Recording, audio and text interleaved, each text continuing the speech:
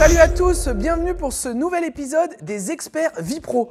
Aujourd'hui, on a la chance de recevoir nos amis de chez Vera. On va parler d'outillage à main et puis pour ça, on a Christian qui est là pour en parler. Tu vas bien, Christian? Ça va très bien, merci. Explique-nous tout, qu'est-ce que tu nous as amené? Parce que là, il y en a de partout, là. Tu as rempli toute la table. J'ai un peu rempli toute la table parce qu'en fait, on a une belle famille chez nous qui s'appelle la famille Joker. C'est tout ce qui est clé à fourche. Et en fait, on a plein de choses à dire sur ces fonctionnalités puisque toutes nos clés ont des fonctionnalités qui sont assez atypiques pour ce qu'on peut attendre d'une clé à fourche. Ok, tu dis chez nous, chez toi, c'est Vera. C'est ça. C'est qui? C'est quoi? C'est où? Ça Alors, vient Vera, c'est un fabricant allemand Ouais. à la base. Ça fait de très nombreuses années, plus de 25 ans qu'on produit tout en République tchèque. Donc on a une très grosse production, plus de 30 000 m², on a 1000 salariés sur place. On est certifié ISO 18000 même, donc c'est santé sécurité au travail. Et on produit de magnifiques outils avec une fabrication intégrée à 95%. Les emballages déjà des outils, ils font pas rire. Alors chez Vera, il y a un principe qui est très simple, ou plutôt 3 principes qui sont fondamentaux. Pour qu'on produise un outil, pour qu'on l'industrialise, il faut qu'il soit simple, il faut qu'il soit sûr, et il faut qu'on prenne du plaisir à l'utiliser. Parce que c'est pas parce qu'il faut bosser avec que ça doit être moche.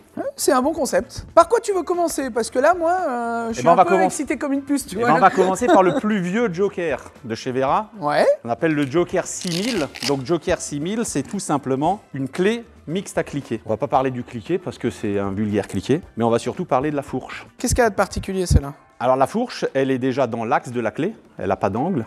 C'est vrai. Il y a un 12 pans dans la fourche. Oui. Et il y a une platine en acier trempé avec des dents. Elle sert à quoi, ça? En fait, elle a 4 fonctions, cette fourche, qu'on ne va pas retrouver sur une autre clé. La première fonction, c'est qu'elle a une butée. Donc quand on va travailler sur un goujon, la clé, elle est bloquée, on ne va pas passer au travers. Là, elle tombe pas. Là, elle ne tombe pas. Je peux même... Ah, c'est marrant, ça. Je peux même tenir ma pièce. Alors, c'est pas ça le but c'est vraiment de ne pas passer au travers. Sa deuxième fonctionnalité, mais oui. c'est la sécurité et la résistance. Je disais, il faut que ce soit sûr. Donc déjà, on choisit du chrome molybdène. Tous nos outils sont en chrome molybdène et non pas en chrome vanadium, parce que c'est beaucoup plus résistant. Ça brille moins. Alors, ça, c'est le traitement de surface, ça n'a rien à voir. En fait, la brillance, c'est purement esthétique, et nous, on choisit plutôt un revêtement de surface extrêmement fin. Ouais. Quand tu as un revêtement qui est très brillant, que ton outil tombe X fois, et en fait, quand il est brillant, il est très épais, et donc il s'écorche, et ensuite ça fait comme des lames de rasoir. Je vois ce que tu veux dire, c'est qu'on se prend des petits copeaux et qu'après on s'en met dans les doigts. Ok, c'est pour ça que c'est pas brillant. C'est pour ça que c'est pas brillant. Moi je pensais que c'était juste pour en foutre plein la vue, tu vois. C'est aussi esthétique, bien évidemment. Donc en fait, après, il y a la sécurité et la résistance. Donc cette platine, en fait, elle va nous servir si jamais on a un écrou qui est collé, qui est rouillé, qui est abîmé. On va prendre la platine vers le bas. Et là, on va pouvoir forcer autant qu'on veut.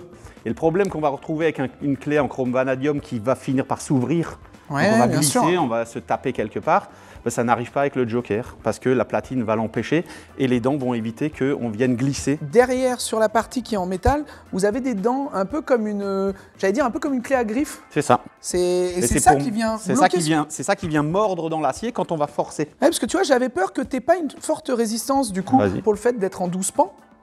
Ça, c'est le matériau qui va compenser ça. Ah ouais, non mais tu peux y aller. Ouais. Et dans l'autre sens, pareil. Et on peut s'en servir pour récupérer l'écrou? Alors, on peut non seulement s'en servir pour récupérer l'écrou, mais en fait, le fait qu'il y ait un 12 pans, c'est comme une clé à tuyauter. Déjà, ça a un autre avantage, c'est qu'en fait, tu vas avoir un angle de reprise de 30 degrés. Sur une clé classique qui a un angle à 15 degrés, quand tu l'as retournée 2 fois, tu es obligé d'avoir 45 degrés d'angle pour pouvoir te repositionner. Ici, en fait, pour te repositionner, il suffit juste de passer au-dessus. Ok, ça c'est concret pour moi. Voilà. Donc ça, c'est 30 degrés d'angle de reprise, tu te relèves, tu passes au-dessus et c'est bon. Si tu veux récupérer l'écrou, et ça c'est vraiment la fonctionnalité que tout le monde adore sur cet outil, on ne va pas travailler dans la fourche. Si je travaille dans la fourche, en fait, j'ai exactement le même problème qu'avec n'importe quelle autre clé. Je vais me décaler, je vais me laisser glisser dans le 12 pans. Là, mon écrou, il est prisonnier.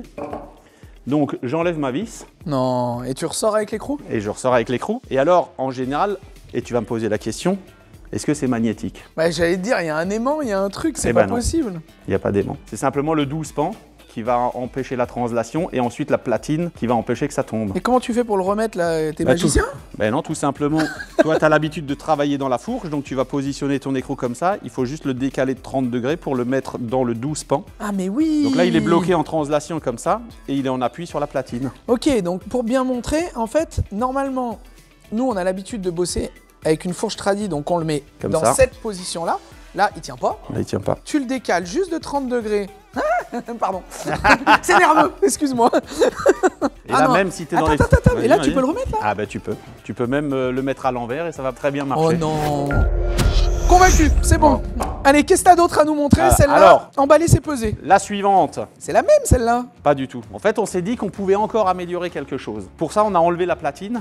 Et en fait, là, c'est une clé mixte à cliquer. Et ça, c'est juste une clé mixte tout court. Ça, c'est une clé à œil. Voilà. Voilà, ok. Tout simplement, toujours chromolybdène, machin, toute santé, sécurité, tout ça obligatoire. Par contre, on s'est dit que 30 degrés d'angle de reprise, c'était encore beaucoup.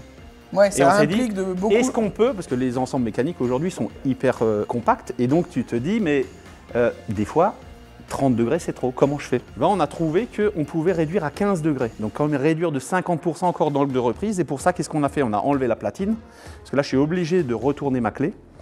On l'a coudé à 7,5 degrés, et comme on a notre 12 pans et les 7,5 degrés, quand je la retourne, 7,5 plus 7,5, 15 degrés. Donc je réduis mon angle à 15 degrés. Et là, à partir de là, je sors, je me retourne, je me repositionne, je me sors, je me retourne, je me repositionne. Voilà. Donc si on a un problème d'accessibilité, 15 degrés. En gros, vous avez des gars chez vous qui sont pas mauvais en maths. Tu permets, hein. Moi, il faut que je tripote un peu. Hein. Vas-y, tripote. Je m'amuse. Ah, tu retournes, tu te repositionnes et tu C'est reprends. abusé. Je vais pousser le bouchon, hein, mais elle a pas de platine. Elle tient les écrous, celle-là, ou pas? Non. Alors, un petit... Elle peut pas faire Elle le a pas beurre de- et l'argent du beurre, Non, en fait, elle n'a pas de butée, donc si on veut retenir l'écrou, c'est le Joker 6000. Ça me va. Ça, c'est quand on a besoin d'avoir beaucoup plus d'accessibilité ou quand on n'a pas besoin de cliquer et qu'on veut une clé mixte tout court, quoi. Ok, celle-là est pas mal en complément de la première. Exactement, Là, ça dépend. J'allais dire dans des espaces contigus, des petits, tout Voilà. petits espaces. Celle-là, l'avantage, c'est que quand on peut pas passer la main derrière, Exactement. elle bloque l'écrou. Exactement. C'est bien fait. Bon, ça c'est pas mal. Alors elle va en complément de l'autre. Je la mets pas Exactement. trop loin de moi, hein, tu permets. C'est juste au cas où, tu sais, on sait jamais si quelqu'un passe. Regarde, je la mets par là, tu vois. Allez, vas-y, Voilà. fais comme ça. Vas-y, fais voir ce que t'as d'autre encore. Parce que... Alors, ce que j'ai d'autre, c'est l'ultime Alors, innovation sur l'outil à fourche. En fait, beaucoup de fabricants ont toujours rêvé de faire une clé à fourche à cliquer. ça nous permet de remplacer la clé à molette. en Alors gros. ça, on a essayé de faire un mix entre une clé à molette, une clé à fourche. Une clé à griffe. Ouais, oui, une clé à griffe, on peut voir ça comme ça. Pour nous, c'est une clé à molette, hein, dans la Ouais, fonctionnalité.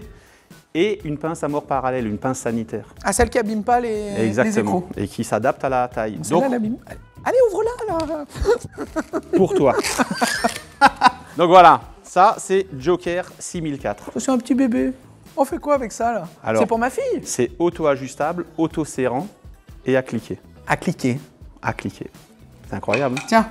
Donc Vas-y. ici, on a du 10 et du 13. Ok. Je la mets en place. Je serre, plus ça serre.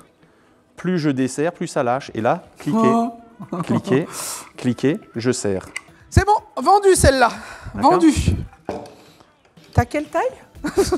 De Ah, en 7 fait, il faut à bien aller en 32. butée. Voilà. Faut bien aller en butée, faut pas la prendre devant. Bah même devant, sinon ça marche. Oh, mais ça je prends. Tu veux faire du 13, tu vois, tu veux desserrer, Alors, tu la tac, retournes. tac. Voilà.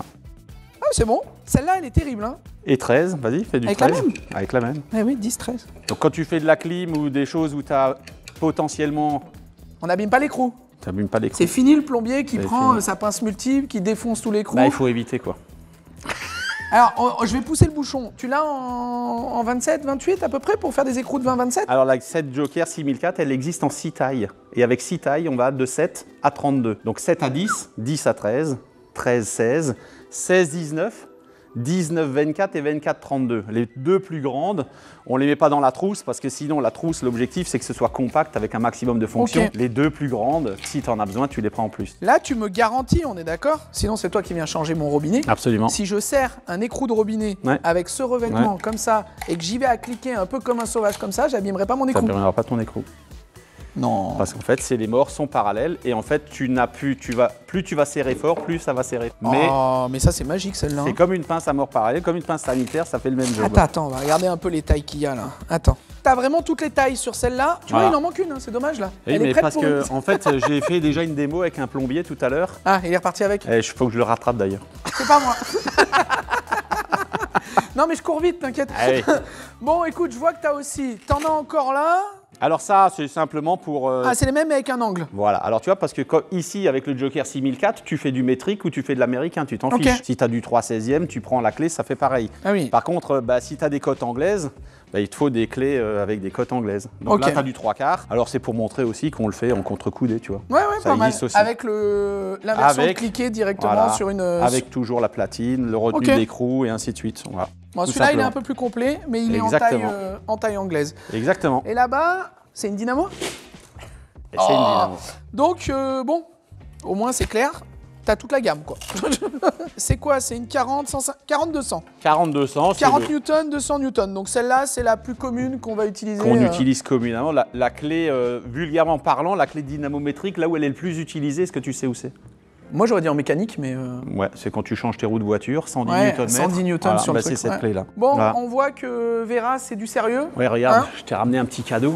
Qu'est-ce que t'as caché?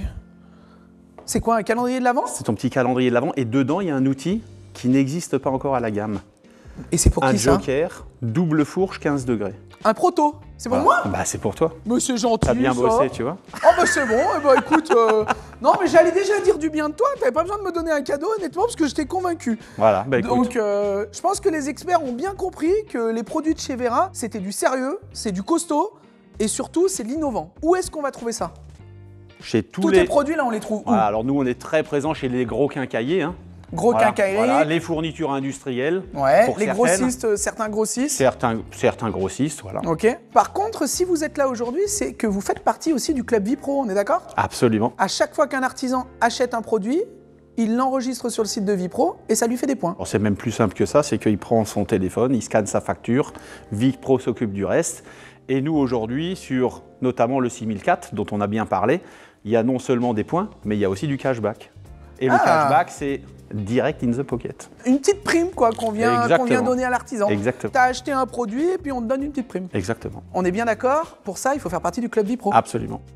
Si vous aussi vous êtes artisan, je vous invite avec le petit code qu'on vous aura fourni à aller vous inscrire. Honnêtement, ça vaut le détour, il y a des petites surprises. Bon Christian, j'oublie pas mon cadeau, hein. On va discuter de ça parce que j'aimerais bien que tu me l'offres quand même. Hein. Bah écoute, on va en discuter près d'un café. Allez, ça roule. Et vous, les experts, on se retrouve au prochain épisode. Hein. Allez, bye.